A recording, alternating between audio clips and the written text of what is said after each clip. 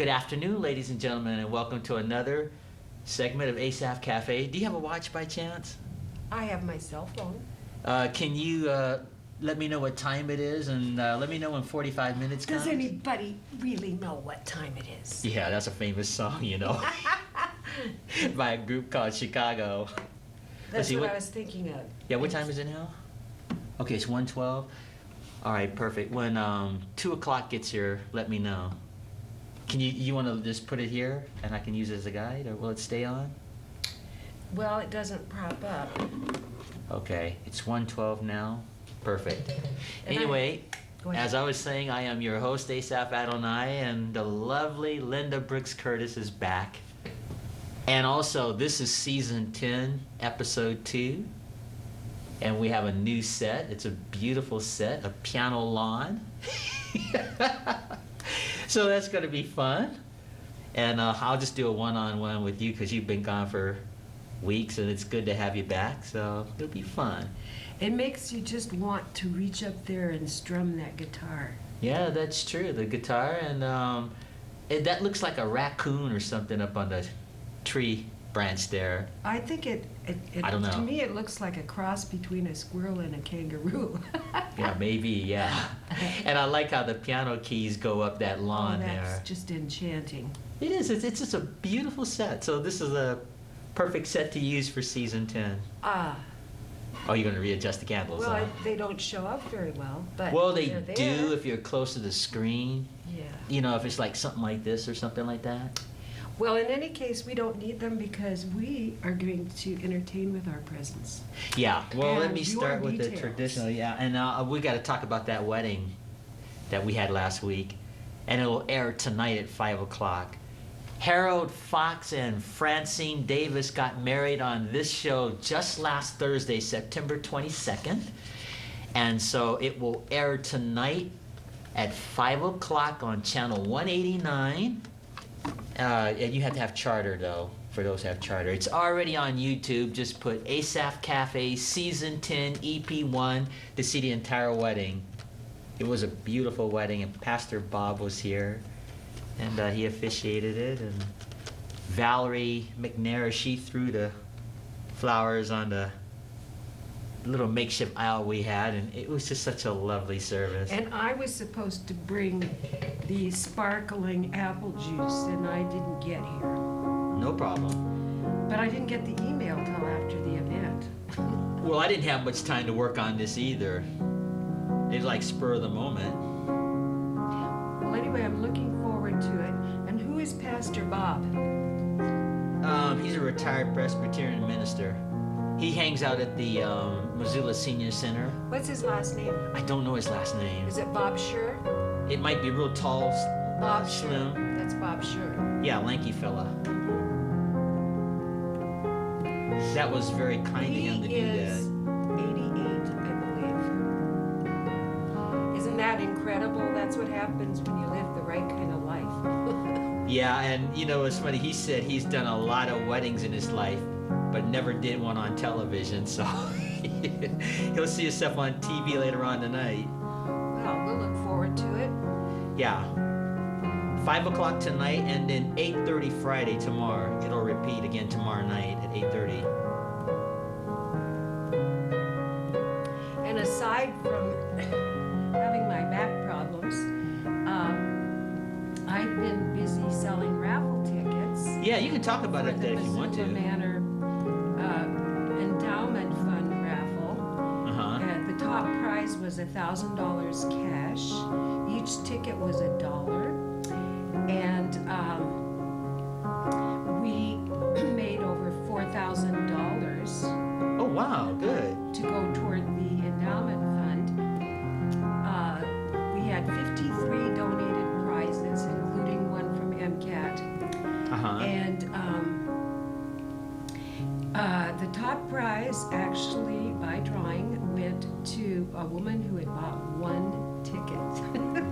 Yeah. That's usually how it works. You know, one person will do the one ticket thing and end up winning. And I was put into a drawing for having sold over almost 4 books. Yeah. And so I got that drawing Mhm. was for a $10 Albertsons gift certificate. Good for you. Let me ask you a quick How practical question. can you get? When I want to see what time it is, do I click this button here? No, just close it and open it. Oh, close it and open. That's all I needed to know. Thanks. Okay, I just want to keep track of time. So. Anxious to get me out of here, huh? No. I'm glad you're back. So I want to have a quick thank you. Lord, thank you for this day. And Linda being here today. Bless this show and bless our time. In Christ's name, amen. Amen. There, thank you.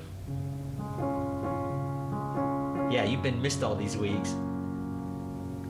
And I told you, Professor Robert Green at the university, he's been watching this show. So thank you, Professor Green. And he's noticed he's missed you, so I'll send him a note today. And what's his wife's name? Oh gosh, I can't think of her name. I can't. I'm brain dead at the moment. Well, Professor Green and wife, thank you Yes, for thank watching. you for watching, yes. And we're glad you appreciate the show. And when are you going to be on it again? He sent me a message. He said it as soon as he can because school started, you know. Oh, yeah. Yeah, I know how that goes. When I was teaching at the College of Southern Nevada, you know, it was super busy, especially the first part of each Yeah. semester. So that is more than understandable.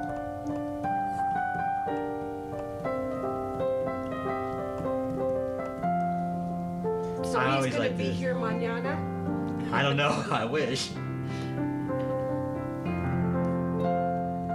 I told Professor Green he can come anytime he wants. Just drop by. Y'all are welcome.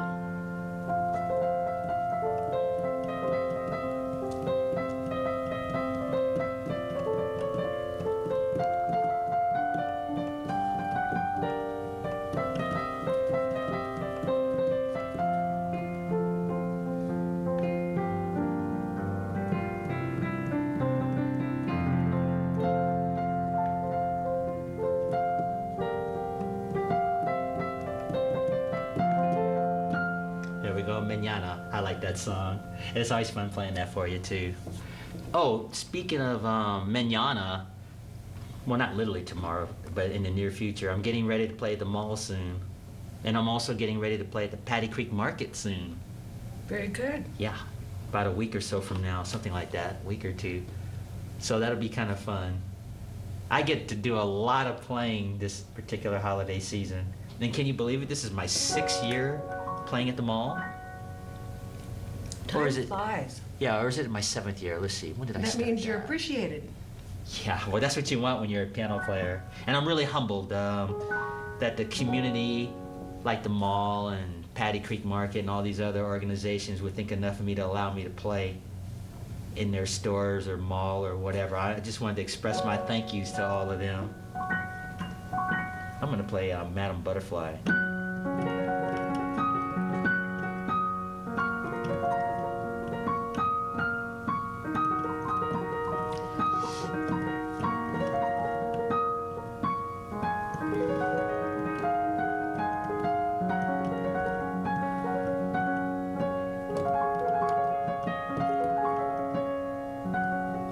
These keys are hard to push You know, down. Puccini really created atmosphere in that song. You can just see it happening. Yeah. I always wanted to do it. I did it at home.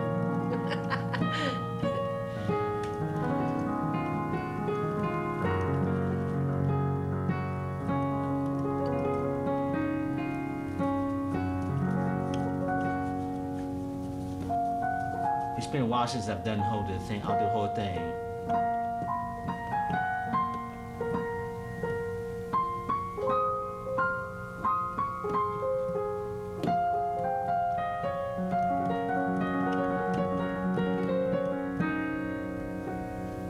It's a beautiful song.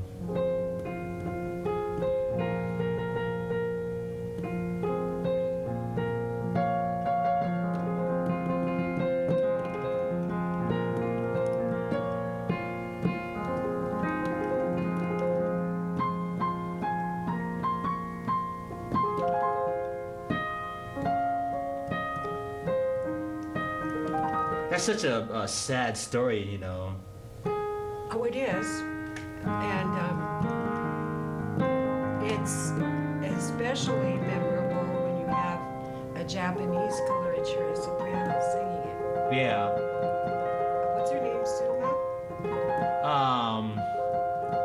I can't think of a name at the moment.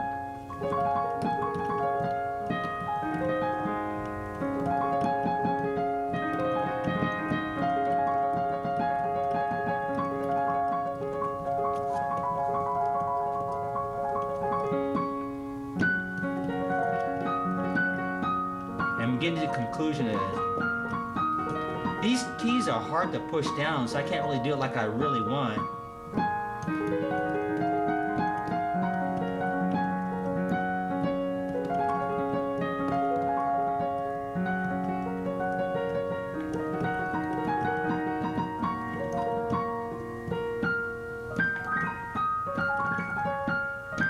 Isn't that pretty?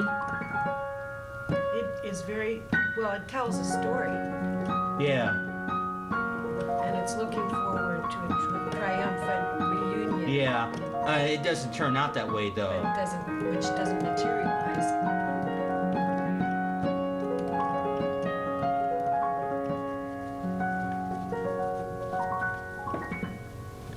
The entire piece, my version, Madame Butterfly.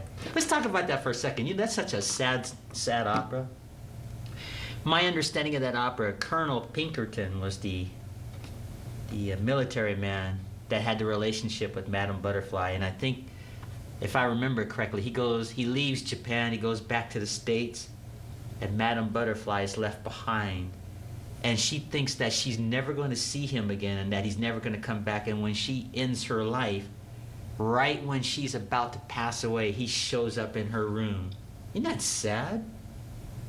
He had come back. He had come back for her, and she didn't know that. And when he gets to that high note, that part, that's when she's dying. At that part, see.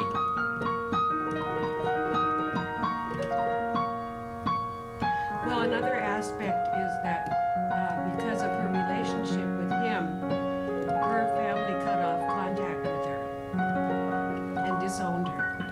You know, speaking of being disowned, did you see the movie The Joy Luck Club by chance?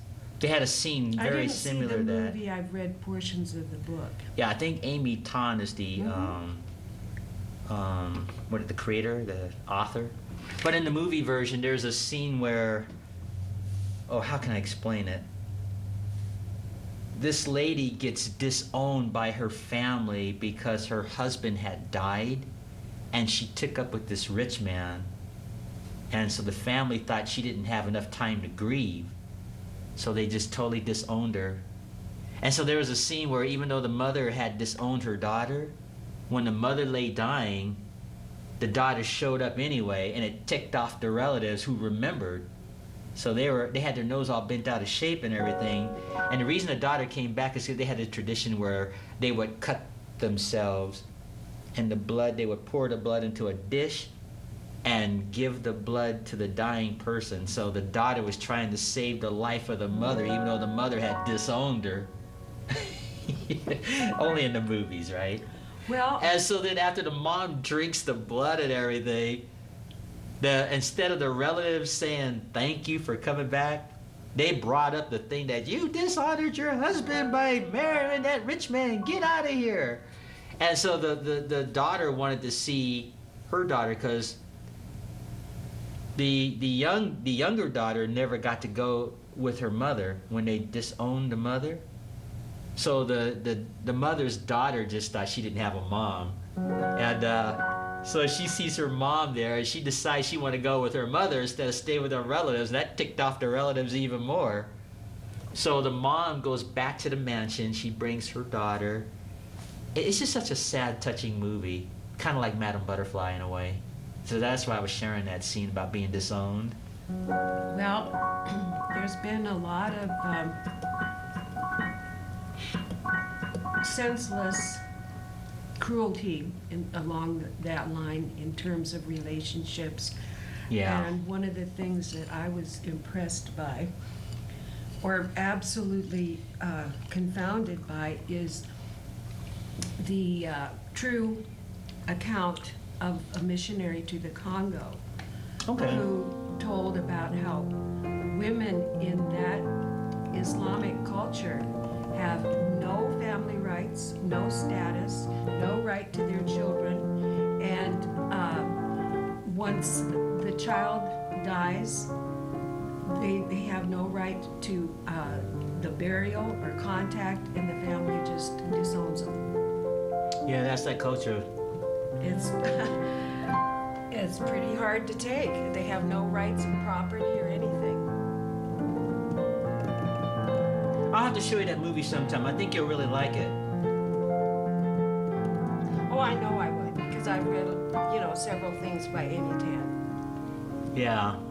This movie got a lot of awards too. Oh, yes, it did. I remember that. It did. I think got like 3 or 4 awards or something like. Well, that was at the time that I was teaching high school during the day and college at night. And I didn't have a lot of time to go to movies and not a lot of spending money to rent them. So I missed lots of things, even though I've seen highlights, and read reviews. So yes, I'd like to see that. Definitely. I'll show it to you sometime. Okay. And what a wonderful world it is Yeah. today. Here we are, Oh yeah. almost in October. This morning it was kind of a misty, moisty, cool morning. So I thought, this is turtleneck weather. Boy, was I wrong. And so here I am in my turtleneck, which reminds me a little bit of the fall. Kind of a almost pumpkin color. There you go. Well, anyway, getting back to that, I won't give out the whole plot line, but basically on that Joy Luck Club, what it is it tells the story of these 4 Asian women that have been part of the Joy Luck Club for 30 years, and of course they went on to have children. So it's telling the story of the 4 Asian women, what their lives were like when they were young, and they have flashbacks that they go back in time in the film. And so all 4 of these ladies basically were raised the Chinese way. So when they had their children, they wanted to raise their children the American way. But even though their children were raised the American way, they wound up doing all the Chinese things as though they were raised Chinese. That was the premise of the film at the beginning. And so the main character of the original 4 ladies, I think her name is Sue Lin or something like that. Before she married, she was supposed to marry when she was a younger woman, and the war broke out, which ended that, and she had 2 babies, and she wasn't going to be able to care for these babies during wartime, so she abandoned the 2 babies and left a note for somebody to find them and so on. The 2 babies wound up being picked up. They don't show it, but because they cut to the future with the lady who had abandoned the 2 babies, and she got a note that said the 2 babies had survived the war and they were grown up. Because the lady that abandoned the babies went on to get married to somebody else instead of the man she was supposed to originally marry, and went on to have a daughter who was Americanized but acted more Chinese. So that's how the movie starts out. And it goes through each episode of the 4 ladies' lives in the Joy Luck Club. What happened to them when they were younger and stuff like that. It's quite a movie. It's just really just such a touching movie. And then after it tells the story of the 4 original ladies in the Joy Luck Club, then it tells the story about their children, what their lives were like. So. And it also presents reverence for life. Yeah. In that foundlings, if they're left for somebody that can better care for them, often do have good, productive lives. Whereas if you had to keep them when you couldn't care for them and had no resources, they might not have done so well. Yeah. So I think that there's a real strong need still for adoptions. foster parent care. Yeah. That's something I always wanted to do, but Adopt? I always wanted to do either that or foster care. But I was never in a position to do it, you know? Yeah. So, but that's really a fine thing to do. If you're a good foster parent. and Well, not just here's a people who story take advantage of it for the that might money. interest you. I never had children, as you know, but you remember the story I told you about that girl, Gracia, that I Sponsored. sponsored? She just turned 18 last month. And even though I don't have any children, it's almost like having a daughter because I sponsored that girl for 6 years from the time she was 4 years old. And I told you her parents took her off the Compassion International program, and I thought I'd never hear from her again. And a year later, her older sister saw me on Facebook. She went home, told her sister, and told her parents, "Hey, that piano player from Montana's on Facebook." And that's how I got reacquainted with her. And she started writing me again through Facebook instead of the letters. And now she has turned 18 years old. And where was she from again? Peru. Peru. Yeah, Gracia.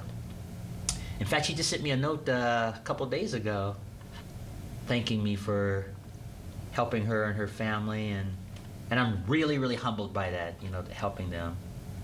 And now she's grown, and I've seen pictures of her as an adult woman now. She'll go on to get married and probably have kids one day, and it's just a wonderful thing. You know, you just do one thing for one person, and it spreads. It's like a ripple effect, you know? It just definitely spreads. is. Definitely. And I am extremely humbled to have had the opportunity in a small way to help this girl grow up, because the money I was sending her at the time, it would go for dental care and school things like pencils, paper, you know, when she was growing up. And they had like some sort of I guess a facility for kids to play after school. They were learning about Christ and God and the Bible while she was growing up through Compassion International. And they were teaching them hygiene and all that stuff at the time. That's where some of that money went. But now that she's grown, she can take care of herself now, but she blossomed into a beautiful young woman. And I saw some pictures of her. Her hair's real long, she's all slim, and like most 18-year-olds. Now I'm going to get on my soapbox about charitable organizations. Well, like some are not as good as... Compassion Well, Compassion was good. International Yeah. and Samaritan's Purse, who actually help people Oh, yeah. and who actually do what they collect money for. Some of those people, well, the Presbyterian Church International is one group that has gone to the Congo, and of course I met Ruth Brown, who spoke to us about her experiences there. Yeah.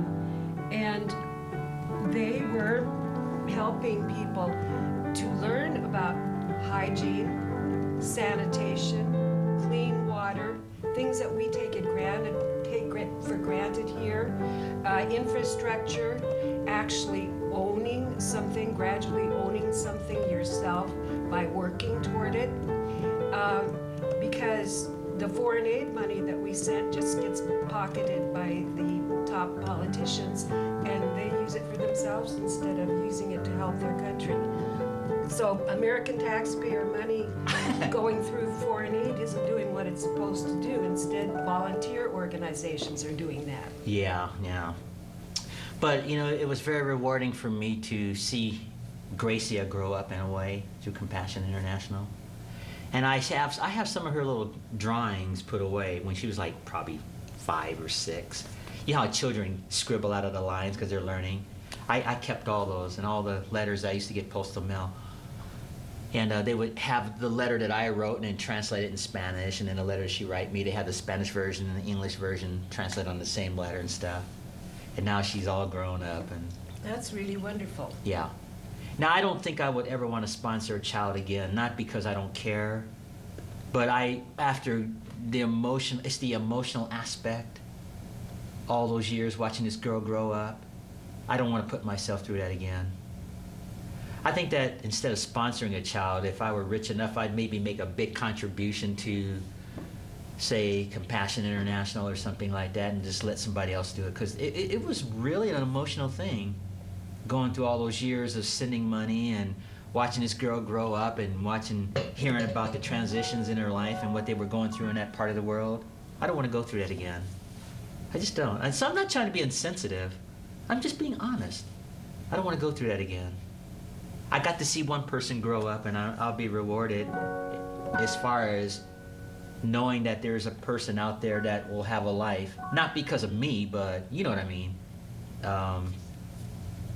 Taking a small part. Well, In if their I life. had won more than $10 in the Missoula Manor raffle, if I had won the 1,000, I Yeah. would like to have gone to Provo, Utah for Thanksgiving to visit my son and daughter-in-law and new. Is that where they moved to? Utah? They're They living there? live in Utah, Provo. JD's there too? Your granddaughter? Rusty and Megan and JD and Brogan, and they're having a daughter who will be born at Thanksgiving time. Wow, good for them. So, but I don't have the money to go, so I will just have to continue the internet exchange, and they send me pictures and videos, and I believe I forwarded. Yeah, I saw it. I saw it. JD's little recital where I saw that, yeah. she played 20 memorized songs, and she is 7.5. Yeah. I remember when she was here on this show. It was nice having her. I'm really glad to hear that. And Brogan's big thing now is, Grandma, I have a slingshot. Well, yeah. I can ride a bike. Well, yeah, when you're that young and you learn to ride a bike, that's exciting. That's an Yes, exciting it is, thing. It is. Well, I'm really glad I got to meet part of your family at that time and have JD playing. And I think she played Chopsticks, didn't she? If I remember that correctly? Might have been a couple other songs too. Or Twinkle Twinkle Little Star. It was one of those songs. I think it might have been Twinkle Twinkle Little Star. Yeah, I remember that. So I can only imagine she's getting better and better and better and better. So good for her. But I did see the pictures you sent. And she looks so cute. And she's growing a little bit too now. A little bit. Yeah, I noticed. I have to notice. She grew a little bit. So that's way cool. Way Her cool. mother, she takes after her mother quite a bit, Megan. And Megan is short and very small, about my height. Oh, yeah. And she's always been a kind of a diminutive size, tiny. So JD will probably be like that. Here's your time song. The what? Time song. What time is it? Anybody know what time it Anybody is? really know what time it is? By a group called Chicago. Who doesn't remember Chicago? You'd be surprised. Well, I suppose millennials, not so much. Yeah. I'll do it again.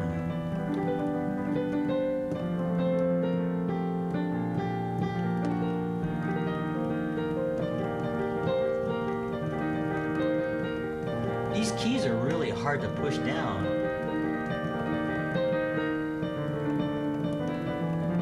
Well, during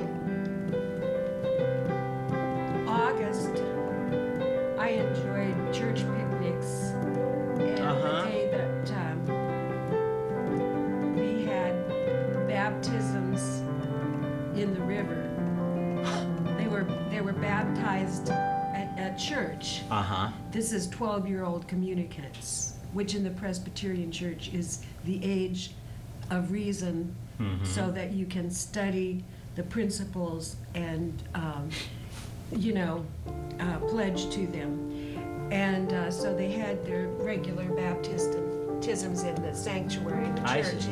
And then later, they were rebaptized down at the Clark Fork River. Oh, wow. So those were joyous times, and of course, having a great social outing with friends. Okay. Cool. One young man decided he wanted to come to sing along at Missoula Manor so that he could sing with all the people who find it meaningful to sing worship hymns Uh-huh. many of which are not necessarily the traditional hymns, but are more evangelical. People who are as old as 90 Mm-hmm. love singing, and they remember the words, and most of the time they can even hit the pitch, Cool. which is, so that proves that that is one prevailing spiritual outlet for people. I'll do an old hymn. Do you remember George Beverly Shea? I watched him last night on the computer. I remember that he was a powerful singer. Oh, he was, oh my goodness. To hear him sing How Great Thou Art was really splendid. Yeah.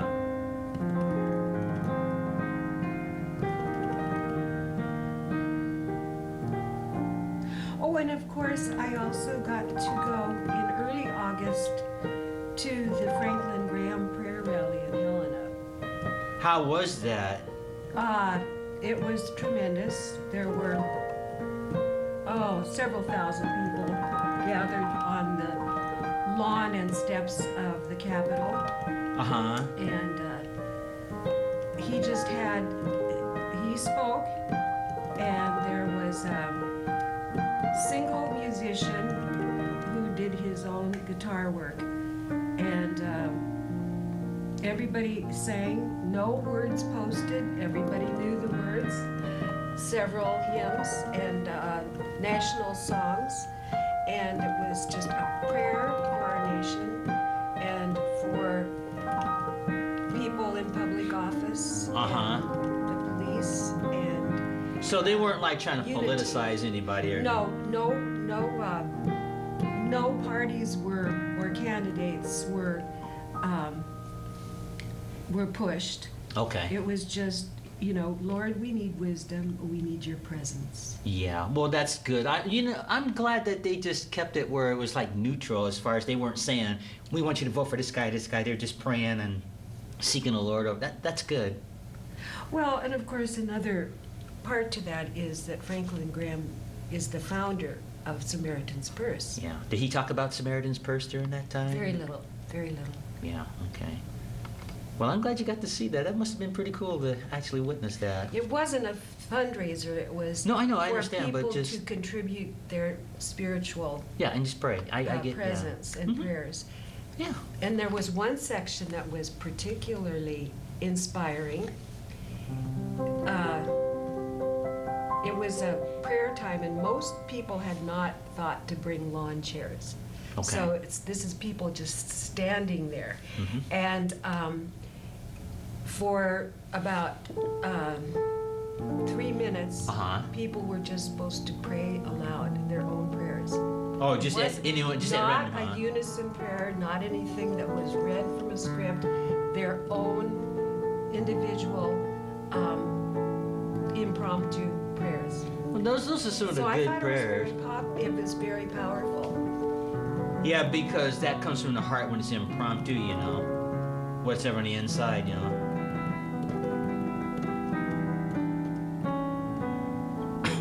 Good old Cole Porter. Yeah.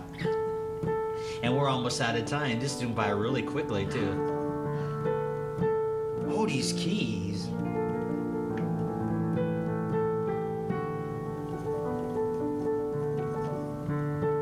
Do you do In the Still of the Night too? I had to work on it again, but I can.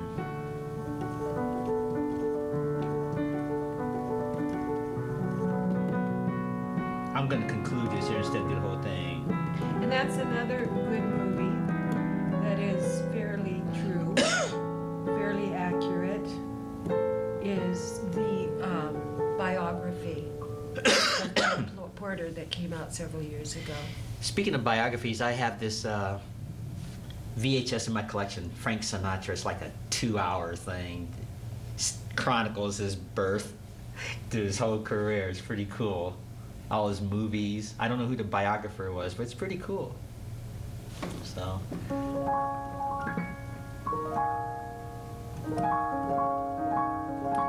Did I tell you that I met Julie Ritsu, No, you who didn't. was his, I guess his agent Oh, you mean when you were working in Vegas? In your when I Vegas was year? in Vegas, I just showed up. I wanted to watch a talent showcase Mm-hmm. and, you know, get some ideas for things that I might do in showcases. And it was kind of interesting. It was 2 years after I had been mugged and my face was all in stitches and nose cast and eye surgery and nose surgery and all that. And I had just, before I went out for the evening, I just took a shower, washed my hair and conditioned it and pulled it up on top of my head and went and sat in the background of this showcase audience. I think it was at the Palace Station. And the proprietor of Palace Station noticed me, and Julie Ritsu noticed me, and I had coffee with them. And Oh, cool. He gave me his card. I don't know. I certainly didn't look compelling, and I wasn't one of the performers. And I thought they would be focusing on the performers. Kind of interesting. Yeah. That was how much of a miracle it was after having been mugged and having my face virtually destroyed Yeah. to attracting notice. Well, I am wasn't so even a sorry that performer. that dark thing happened in your life at that time. Well, at the time, I was very angry with the police Yeah. because when they interrogated me, I felt they were very racist, and it just made my blood boil. And I kept telling, they'd say, well, what do you want out of this guy? Mhm. They don't have anything. It was very racist to see Really? maybe if they could get something racist out of me. Was it because of you being a woman, you think that? that's Well, no, it was because the person was black. it? Oh. And I guess they wanted me to say something racist, and I just would not. And I kept telling them it wasn't because he was black, it was because he was a criminal. Yeah, I got you. I Either got you. he had And just they were trying to. Yeah, I happened to get it. do yeah. that, Uh-huh. and happened to be in my apartment complex right behind my assigned space, or he had been hired, but he was a criminal. I have lots of friends who are black. Yeah. And but that was Las Vegas in the 70s. I know. And I don't believe there is racism like that. I think all of these Black Lives Matter things are totally produced for divide and conquer issues. They're not really valid. If people want to complain about the police being racist, then why are they criminals in the first place? I mean, why are they committing criminal acts? Well, I look at it like this. I think that both sides need work. If you want to get down, I mean, from my point of view. And I know there are good police officers out there. I know that. Well, But there are bad, because I've had my share with the LAPD when I was in Los Angeles. I've had Well- my share of issues with them. I And I'm the most harmless African American person on the planet. And really, I've had some really uncomfortable experiences with them. But at the same time, I guess if you have a job where you're constantly under pressure like that, that could probably cause that too. Well, I you know. had a strange experience when I was living in Los Angeles. I was driving on the freeway. My car was rear-ended, Mhm. and we were pulled over by the police. And I finally went to small claims court. The person who was driving the car that rear-ended me was driving a stolen vehicle without a license and under the influence of something. Yeah. And I finally got a court order for small claims court, but I would have to pay the marshal to deliver it because he lived in Watts. I see. And I chickened out on that, and I also didn't want to deliver it myself. I didn't have the money for that. So anyway, when I lived in downtown Los Angeles, parking spots on the street were like gold. and there weren't any parking spots or a parking garage or anything for the residents I lived in. So you'd have to move your car every time that side of the street was cleaned.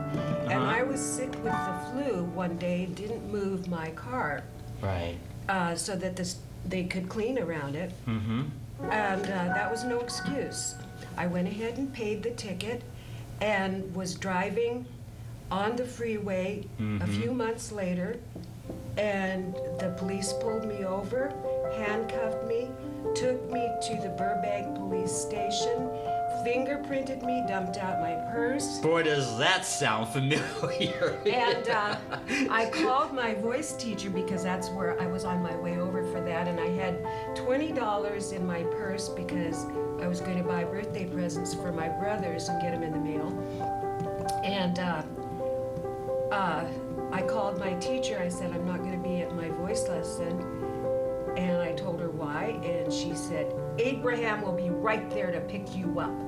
So by the time her husband arrived in his big blue, sky blue Cadillac, I was sitting on the curb like this, literally.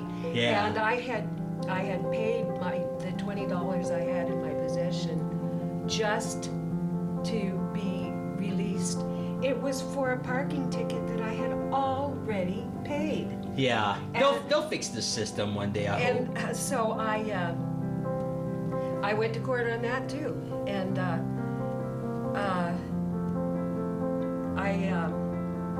because I had been arrested. And so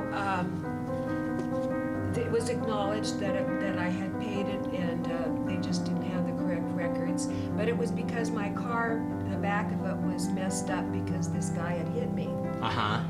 Anyway, so I got to the judge, and he had already reviewed everything, and everything was good to go. Uh-huh. And I said, well, what do you want?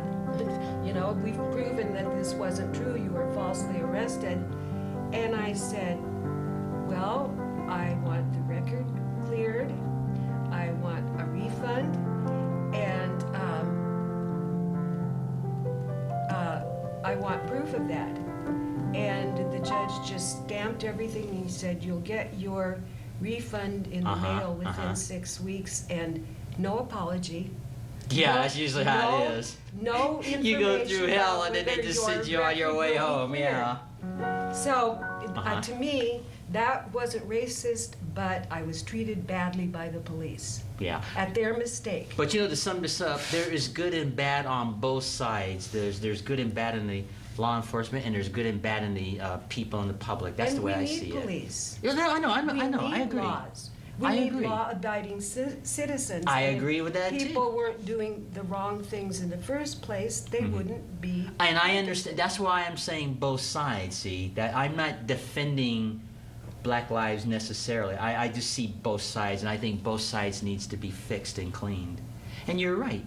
If people wouldn't do the bad things that some people do, they wouldn't get themselves in the predicaments that they're in. And the other thing that And is stuff. So there's two sides to that.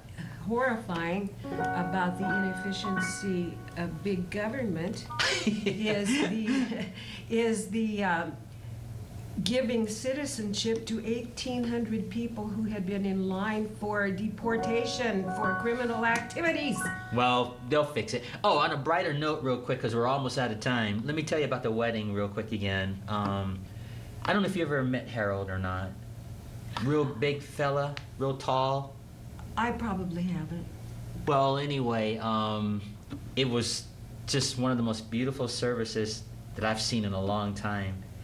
And it was good for MCAT because this is the first wedding that MCAT's ever had here at their studio in their 26-year history. Well, So that was good for them that from doesn't that point of view. surprise me. Well, that was good for them. Yes. And then, of course, I'm humble because they did it on my show. Yes. And that was not my idea. I wouldn't even thought of that. It was the fiance's idea. Super. Yeah. And so, I just said, Pastor 5 Bob was p.m. here. tonight on MCAT. Yeah, the wedding. Channel the entire, 189 on Charter. Yeah, the entire wedding will be on tonight and tomorrow night at 8:30. And Harold was clean shaven and he wore a nice shirt, pants, and Francine had a really nice dress. And They exchanged their vows and their rings and stuff, and it was fun. And Valerie did a wonderful job, helped setting it up. And it was impromptu. I mean, we didn't rehearse or anything. I mean, I found out about this wedding like less than a week. I didn't have much time to prepare for it So it either. was impromptu and heartfelt. Yeah, that's what made it, I think, wonderful. And I couldn't be more proud of those two. And as I shared, it's got over 150 views and hasn't even aired yet on television, with the YouTube and stuff, and a bunch of thumbs up. And they have some still pictures. I just got the still pictures. I'll have to send them to you. The still picture version Oh, of the entire service. Yes. Yeah, that's been captured. Super. We had those two couches right over here, and we had a small little audience and stuff. And we had the couches angled a little bit so that they can see me and I could see them. And Louise was here too last week, and she looked really lovely. Oh, wonderful. Yeah, and I'm glad she made it. she was here last week too. She's a nice lady. Oh gosh, she's the nicest lady. She is just the most classiest lady I've ever known. Everybody Very that's ever classy. meets her has said that about her. Oh, She's just a definitely. real elegant, classy lady. And she'll be going home eventually, going back to California eventually. Everybody's going to miss her when she finally goes back home. Meanwhile, they don't miss her at the DoubleTree because she's there. Yeah, except for she won't be there today because she's going to California for about a weekend or something to see family. She's leaving later on this. In fact, I think she left this morning. The flight. I think it was supposed to go to. I think she said Salt Lake or something, and then switch over. So she'll be gone for a few days. She should be back by Monday night or something. And that's wonderful. Oh, I forgot to put in a plug for National Coffee Day. What is National? I never heard of it. National Coffee Day. I don't know, somebody somewhere just decided. this today, National Coffee should Day? be designated as National Coffee Day. And some businesses are giving free coffee. I think Krispy Kreme Donuts is with the Here in purchase- town? With the purchase of a donut, you get free coffee. You want to go get some free coffee after? We're going to be signing off in about 5 minutes. Well, I might. We'll Okay. see. But Okay. Well, I'm going to go home with, or partly home and the with you thing anyway. was, coffee was not known in the Western Christian world until after the Battle of Vienna in 1683. Oh, wow. That's fairly recent. Yeah. The Turkish had coffee before that. Mm-hmm. I see. Well, I like coffee. I had a cup this morning, in fact. Well, that's what I'm having right now. Yeah. But, I like the really good coffee, like the Starbucks and stuff, but it's just so expensive. You get that all the time, you can go broke real fast. Drinking 2 and 3 cups a day of Starbucks at $5 a piece or whatever. Yes, you can. Yeah, that can get pretty pricey. I know it's really, really good. Well, I like to go to the break on Mhm. Higgins in Missoula Uh-huh. and get my shot in the dark. Oh, let me do that for you. Shot of espresso in regular black Shot coffee. in the dark. And I suppose Joel is telling us we are late. No, so we're we need okay. to sign off. Not yet, we got a few more minutes. Oh, okay.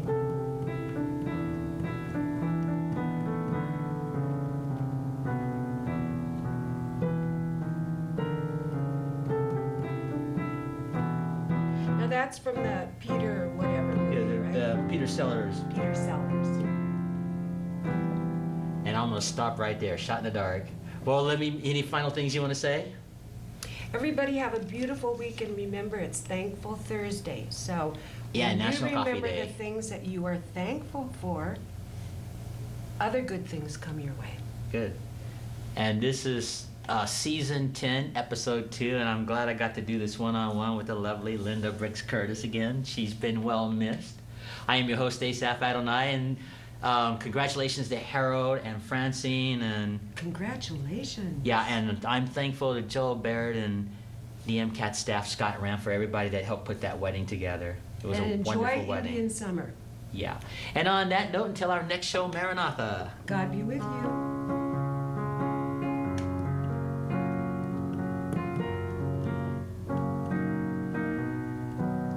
Freeze right on that chord.